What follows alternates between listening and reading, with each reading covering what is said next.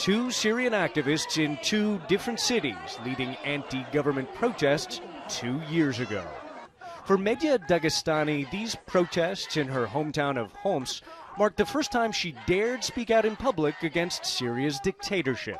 The first protest was great when we screamed and saying that people want to overthrow the regime. Activists called it a revolution, but the Syrian government called it terrorism and cracked down hard with mass arrests, systematic torture, and deadly use of force.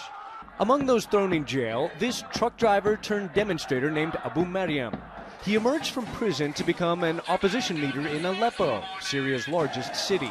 As the death toll grew, some protesters took up arms. And today, the revolution has morphed into a full-scale civil war that's killed more than 70,000 people and forced more than 1 million Syrians to flee the country.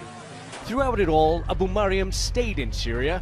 He sews flags for a protest movement that he says he sometimes barely recognizes. We started with one revolution and one revolutionary flag, but when we started getting weapons, extremist groups came. Abu Maryam says rebel fighters beat him up twice over the last month. First, fighters from the Islamist group Jabhat al-Nusra flogged him after accusing him of committing crimes against Islam. Then he was hospitalized when he tried to stop gunmen from another group from robbing a neighborhood shop. I'm terribly afraid for the day after the regime falls, especially if some rebels keep identifying themselves as Islamists. Unfortunately, some rebels are calling for mass killings of other religious groups like the Alawites.